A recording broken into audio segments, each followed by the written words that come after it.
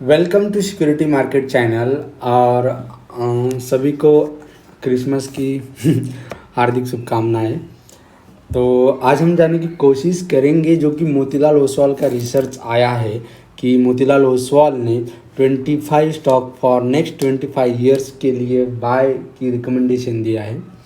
जो ये broker house होते हैं, जो भी एसेट मैनेजमेंट कंपनियां होती है, इनका जो रिसर्च एंड एनालिसिस होता है, जो उनके पास रिसोर्स होता है, जो रिसर्च करने का जो टेक्निक होता है और जो टेक्निक यूज करके जो एनालिसिस होता है, वो हम जैसे रिटेल इन्वेस्टर से कई गुना ज़्यादा होता है, क्योंकि हम उसके सामने कुछ भी नहीं है।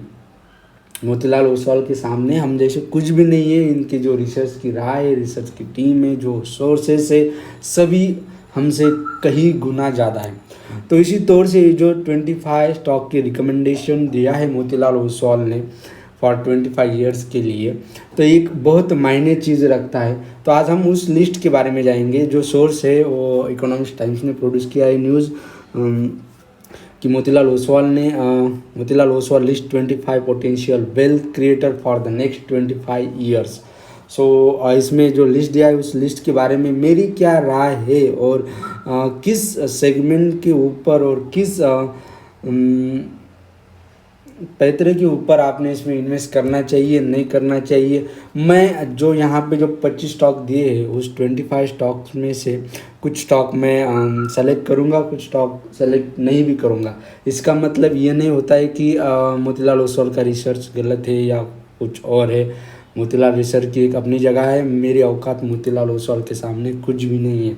लेकिन मेरे खुद का जो एक्सपीरियंस है और जो मैं लॉन्ग टर्म के लिए 25 साल, यानी कि आपकी एक पीढ़ी चली जाएगी, एक आपका पूरा मतलब आपका एक लाइफ चला जाएगा। तो उसके रिगार्डिंग अगर मुझे इन्वेस्टमेंट करनी है तो मैं किस बेसिस के ऊपर मैं इन्वेस्टमेंट करूँगा, और मेरे जो भी पर्सनल है, मैं फंडामेंटल की ओर से या लॉन्ग टर्म की दृष्टि से मुझे कौन सा स्टॉक अच्छा लगता है, कौन सा स्टॉक गलत लगता है, उसका रीज़न क्या है, ये भी मैं इस वीडियो में बताने जा रहा हूँ।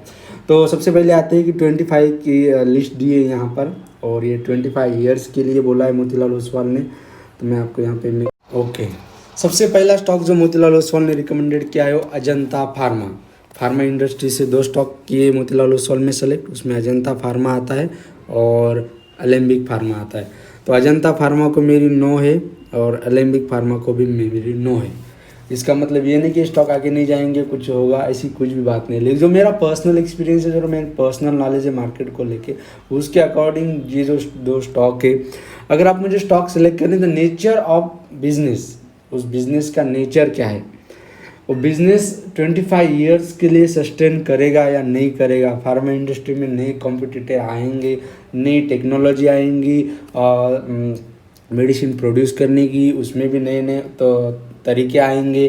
तो ये पूरी जानकारी मैं लेके मैं अजंता फार्मा और अलेम्बिक फार्मा को मैं यहाँ पे सेलेक्ट नहीं करूँगा, क्योंकि अगर मुझे इस फार्मा सेक्टर में करना है तो मैं ऐसे लीडर चुनूंगा जो भी मार्केट लीडर अभी है, और नेक्स्ट 10, 15, 25 ईयर्स भी मार्केट लीडर की वो कैपेसिटी रखते हैं, क्योंकि उनका जो तजुर्बा है, जो एक्सपीरियंस है, जो टीम वर्क है, और जो नॉलेज है, जो रिसर्च टीम है, जो एनालिसिस टीम है, वो इनसे कई गुना ज़्यादा लगती है।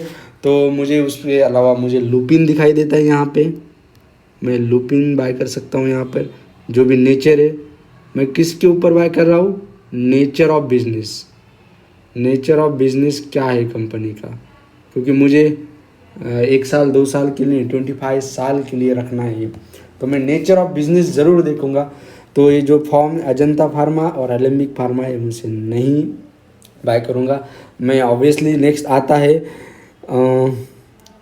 एस्ट्रल पॉलीटेक। मैं एस्ट्रल पॉलीटेक को yes, I am looking Astral Polytech for the next 25 years, because इसका जो नेचर है, काम करने का जो तरीका है, जो लीडरशिप है मार्केट में, वो इसका हाथ अभी तक कोई नहीं पकड़ सकता। इसीलिए आप पीवीसी पाइप ले लो, जो भी ले लो, अगर आपको इसका और वेरीफाई करना है तो आप उसकी वेबसाइट पे जाओ, वेबसाइट पे बिजनेस की एनालिसिस करो। उसके ऊपर मैं कह रहा हूँ कि Astral Polytech going to be good choice for the next 25 years. उसके अलावा था ये यू स्मॉल फाइनेंस बैंक, ये भी एक अच्छा चॉइस है। ये जो लास्ट के जो भी टाइम गुजरा है लास्ट का 1-2 साल, उसमें जो भी स्मॉल फाइनेंस सेक्टर जो बाहर आया है इंडिया के लिए, एनबीएफसी फॉर्मेट में हो, बैंकिंग फॉर्मेट में हो, ये जो स्मॉल बिजनेस के लिए हो या जो भी लोन है उसके लिए जो फाइनेंस प्रोवाइड करते हैं, इनकी जो इंक्रीमेंट हुई है वो बहुत अच्छी तरह से हुई इंडिया में। और इंडिया को अगर और भी अच्छा बनना है तो ये जो सेक्टर है स्मॉल फाइनेंस वाला, इसके ऊपर और ज़्यादा ध्यान देना चाहिए। तो और ये जो है ये स्मॉल फाइनेंस बैंक, जो भी स्मॉल फाइनेंस कॉरपोरेशन अभी अवेलेबल है इंडिया में, उनसे मुझे कई गुना अच्छा दिखाई देता है। उनका वर्किंग मॉडल ले लो, उनका way of doing a business ले लो, ये बहुत चीज़ें मुझे अच्छी लगती है एज़ कम्पेयर टू अदर्स। तो मैं इसे भी चुनूँगा। बजाज फाइनेंस, बजाज फाइनेंस तो नाम ही काफ़ी है, इसके अलावा बोलने की कुछ ज़रूरत नहीं है। आप उसे आँख बंद कर खरीद लेना चाहिए, क्योंकि इनका जो मार्केट कैपिटलाइजेशन है, आप मेट्रो सिटीज़ में रहो, सेमी मेट्रो में रहो या अर्बन में रहो, इनका जो ग्राउंड लेवल पे जो काम चलता है वो इसे कोई भी चैलेंज नहीं कर सकता, या कोई भी कंपनी उसे इतने वेल तरीके से अचीव नहीं कर सकती इतनी फास्टली। तो ये भी मुझे एक अच्छा दाव लगता है बिजनेस बजाज फाइनेंस के ऊपर। बाटा इंडिया, इसके लिए भी मेरी हाँ है बिल्कुल, क्योंकि जो ये बिज़नेस नेचर है, इसका जो मार्केट लीडिंग है, इसका जो मार्केट में लीडर एज ए लीडर करके काम करता है, और फंडामेंटल भी देखो एज़ कम्पेयर टू रिलैक्सो इसमें भी आता है, लेकिन बाटा इंडिया इससे बेटर है कई गुना। तो बाटा इंडिया आता है। एग्री जो सेक्टर आता है, जिसमें एग्री के जो सीड्स होते हैं, कोई मेडिसिन होता है पेड़ पौधों के लिए, जो सब साइंस आता है वो इसमें से 2 चुने मोतीलाल ओसवाल ने, बेयर कॉर्प साइंस और कोरोमंडल इंटरनेशनल। तो मैं इन दोनों के ऊपर मैं बेयर में आप एक देख सकते, एक दाव खेल सकते अच्छा सा थोड़ा सा, लेकिन उसमें 25 साल की में पर्सनल बोला जाए तो मेरी तो ना ही रहेगी इसके ऊपर। कोरोमंडल में भी मेरी ना है, क्योंकि एग्री सेक्टर के ऊपर जो मैं इसके ऊपर जो भी टेक्नोलॉजीज एंड रिसर्च कर जो देखता हूँ, वो मुझे इतना फास्ट ग्रोइंग नहीं लगता। क्योंकि उसका मेन रीज़न ये है कि इसमें जो प्राइसिंग होता है, जो भी मैं कोई रसायन बनाया है या कोई खेत में जो पेड़ पौधों के लिए डालते हैं उसके मेडिसिन्स हो गए, वो जो होते हैं, ये सब में एक प्राइसिंग का जो इशू होता है, उसमें गवर्नमेंट का इंटरफेयर होता है, उसमें अनुदान होता है, सब्सिडीज़ होती है गवर्नमेंट की, इससे अलग अलग फैक्टर्स का रोल प्ले करते हैं इस प्राइस डिसाइड करने में। तो इसी कारण अगर मुझे 25 ईयर्स के लिए दाव खेलना है तो मेरी एज ए पर्सनल व्यू से मैं तो ना कहूँगा। और नेक्स्ट आता है डिक्सन टेक्नोलॉजीज़। इसमें मेरी 100% ओके है, क्योंकि ये जो कंपनी है डिक्सन टेक्नोलॉजीज़, ये इलेक्ट्रॉनिक मैन्युफैक्चर में लीडिंग करती है। जो भी मोबाइल हम यूज़ करते हैं, लैपटॉप यूज़ करते हैं, और भी सारे कंपोनेंट है, आप उसे वेबसाइट विजिट कीजिए इस कंपनी की डिक्सन टेक्नोलॉजी की, जिसके जो फंडामेंटल है, जो नेचर ऑफ बिजनेस है, और जो उसका कंपोनेंट है, प्रोडक्ट है, वो अगले कई साल बहुत डिमांड में रहेगा। इसी कारण मैं डिक्सन टेक्नोलॉजी को हाँ कहूँगा। और डॉक्टर लाल पैथ, तो ये एक मेडिकल पैथ लैब है। अगर आप मेट्रो सिटीज़ में रहते हो तो आपको ये पता होगा कि डॉक्टर लाल पैथ के कई सिटीज़ में उनके फ्रेंचाइजीज़ है, जहाँ पर आप अपने टेस्ट करवा सकते हो। और जो हेल्थ केयर आया है जो पैंडेमिक की वजह से, और उसका जो नज़रिया बदला है हेल्थ केयर के बारे में देखने का लोगों का, वो भी एक अलग तरीके से है। तो इसी कारण अगर मुझे इस सेक्टर में देखना है तो मैं डॉक्टर लाल पैथ के ऊपर ज़रूर एक दाव खेलूँगा। HDFC AMC नामी काफ़ी है, HDFC बैंक नामी काफ़ी है, आप आँख बंद कर उसे ले सकते हो। इंश्योरेंस सेक्टर में उसने HDFC लाइफ इंश्योरेंस चॉइस किया है, ये भी सबसे बढ़िया है, इंडस्ट्री लीडर है, नेचर ऑफ बिजनेस भी स्ट्रांग है। नेक्स्ट आता है हनीवेल ऑटो। हनीवेल ऑटो में अगर मेरी एज अ पर्सनल राय देखोगे, उसका बिजनेस ऑफ नेचर देखोगे, ऑटोमेशन इंडस्ट्री में काम करती है कंपनी। नेक्स्ट जाके उसमें और भी प्रोडक्ट है, लेकिन अगर मुझे 25 साल के लिए इसमें इन्वेस्टमेंट करना है तो मेरी तो ना ही रहेगी। तो हनीवेल के लिए मेरी ना है। एक नेक्स्ट आता है ICICI लैम्बॉर्ड। ICICI लैम्बॉर्ड आप एक जनरल इंश्योरेंस कैटेगरी में आता है। इसमें एक मार्केट लीडर है जनरल इंश्योरेंस में, और उनका जो रूटीन है काम करने का, जो नेचर ऑफ बिजनेस है, जो मैंने क्राइटेरिया सेलेक्ट किया है, जो फंडामेंटल है, वो इस पूरे कैटेगरी में यहाँ पे बैठता है। तो ICICI लैम्बार्ड फॉर नेक्स्ट 25 ईयर्स आप ले सकते हो। नेक्स्ट आता है ICICI सिक्योरिटीज़। अगर आप इसकी बात करोगे तो मेरी नज़रिया में इसके लिए ना है, क्योंकि इसका रीज़न भी इतना सॉलिड है, वैलिड भी है। आप देख सकते हो कि अगर आप कंपेयर करो, जब ICICI सिक्योरिटीज में डीमैट सर्विसेज लॉन्च किया गया था, तब उसका जो बिज़नेस का था वो बहुत अच्छा था। लेकिन उसके बाद उसके उसी साल में आप जीरोदा देखिए, अब स्टॉक भी आया है, दोनों ने ICICI सिक्योरिटीज़ को इस मार्केट लीडर से हटा ही दिया है। क्योंकि जो बिजनेस है, लीडिंग है, कंपनी अभी नहीं लीड कर रही इस सेगमेंट में, तो आगे में फ्यूचर में इतनी मैं कैपेसिटी नहीं देखता कंपनी की कि आई सिक्योरिटी जितना वर्क करेगा फ्यूचर में।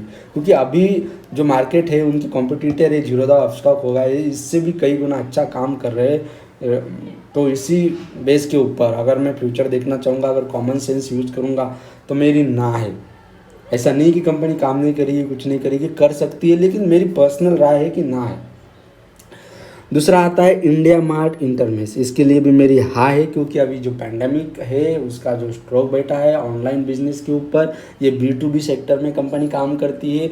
जो भी आपकी कंपनी होती है, मैन्युफैक्चर करती हो, डायरेक्ट आप सेल कर सकते हो, कंपनी को सेल कर सकते हो, डिस्ट्रीब्यूटर को कर सकते हो।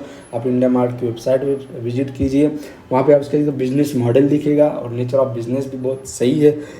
और आप मुझे इसे कंपेयर कर सकते हो जस्ट लाइक अलीबाबा भी B2B बिजनेस करता है इसमें। तो लेकिन अलीबाबा बहुत बड़ा फील्ड है उनका, तो उसके जैसा ये सेम मॉडल है इंडिया मार्ट। तो मुझे उसे आगे जाके अगर मैं देखूंगा कि इंडिया के जो बिज़नेस अपॉर्चुनिटीज़ है, बिज़नेस करने का जो माइंडसेट है, तो ये पूरी जानकारी इकट्ठा करके अगर इंडिया मार्ट फॉर 25 ईयर्स मुझे अच्छा दाव लगता है खेलने के लिए। और नेक्स्ट आता है मैक्स फाइनेंशियल। तो मैक्स फाइनेंशियल की मेरी नो राय है, क्योंकि कंपनी का जो वर्किंग है, स्टाइल है, ये दोनों भी मैच नहीं होते मेरे हिसाब से।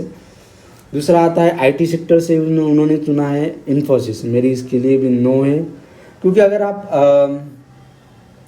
दूसरे सेक्टर ले लोगे IT सेक्टर में, अब इन्फोसिस ले लो, TCS ले लो, विप्रो ले लो, आप कोई भी IT सेक्टर का जो लीडिंग है, मैं क्या करूँगा, अब मुझे 25 साल के लिए इन्वेस्टमेंट करना है, 2-3 साल के लिए, 2-3 महीने के लिए नहीं करना है। तो मुझे लॉन्ग का सोचना है, अभी का मैं नहीं सोच सकता। अभी का सोच के कुछ भी फ़ायदा नहीं है। अगर मुझे लॉन्ग में जाना है, तो मैं अभी जो लीड कर रहे हैं, जिस इंडस्ट्री में लीड कर रही है IT सेक्टर में, जो लीडिंग सॉफ्टवेयर कंपनीज अभी अवेलेबल है, मैं उसके ऊपर दाव खेलना पसंद करूँगा।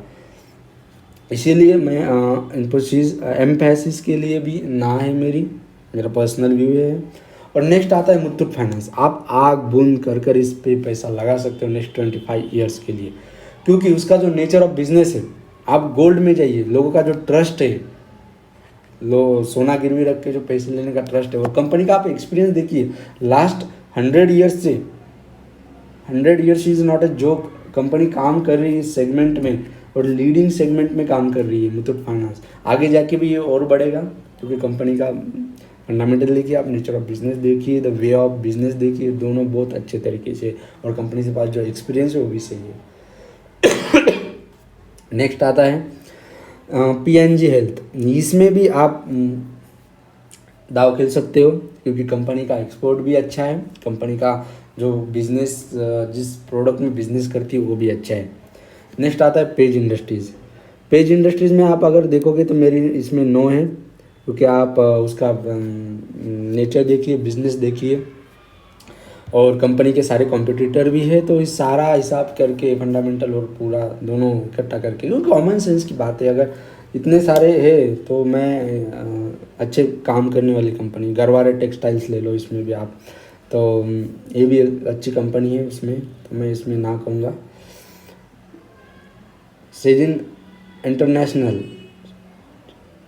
इसमें भी अगर मेरी तो नो है, इसमें भी आप देख सकते हो। नेक्स्ट आता है वरुण बेवरेज। वरुण बेवरेज एक कंपनी, उसके पास कोको कोला आपको पता है, उसके राइट्स से मैन्युफैक्चर करने के लिए अगर कंपनी एक राइट्स मैन्युफैक्चर राइट्स अगर कंटिन्यू करती है नेक्स्ट फ्यूचर में भी मैन्युफैक्चरिंग के लिए, तो आप उसे एक दाव खेल सकते हो। तो इसमें आप प्लस माइनस थिंक कर सकते हो, कंपनी के प्रोफाइल के ऊपर जाके आप देखिए एक बार। दूसरा आता है वर्लपूल इंडिया, एक अमेरिकन कंपनी है और इसके लिए मेरी ना है, क्योंकि इसके जो इंडियन मैन्युफैक्चरर्स है और जो बिजनेस है इसके ऊपर मुझे इतना भरोसा नहीं कि मैं 25 ईयर्स के लिए इसमें एक दाव खेल सकता हूँ। तो ये जितने भी मैंने सेलेक्ट किए हैं और कुछ रिजेक्ट किए हैं यहाँ से, एक मेरा एक पर्सनल व्यू था कि ये जो मोतीलाल ओसवाल का रिसर्च आया है तो अल्टीमेटली बेस्ट है, मेरी कुछ भी औकात नहीं मोतीलाल ओसवाल के सामने उनका रिजेक्ट करने के लिए और कुछ करने के लिए। मेरी पर्सनल शेयर से मोतीलाल ओसवाल ने मुझे एक डायरेक्शन दिया है कि आप इस शेयर्स में नेक्स्ट 25 ईयर्स के लिए इन्वेस्टमेंट कर सकते हो। तो मैंने उस इन्वेस्टमेंट से लेके मेरा कॉमन सेंस क्या कहता है, मेरा पर्सनल एक्सपीरियंस क्या कह सकता है, फंडामेंटल एनालिसिस क्या कह सकता है, मेरा कॉमन सेंस क्या कह सकता है कि नेक्स्ट 20 ईयर्स कैसे होंगे, तो इसके ऊपर मैंने कुछ स्टॉक सेलेक्ट किए हैं, कुछ को रिजेक्ट किया है। तो ये रहा मेरा, ऐसा कुछ भी नहीं है कि जो स्टॉक आप मल्टीप्लायर भी हो सकते हैं जो रिजेक्ट किए हो, ऐसा कोई भी बात नहीं है, एक मेरा पर्सनल व्यू था ये। और thank you for watching this channel and thank you, have a nice day.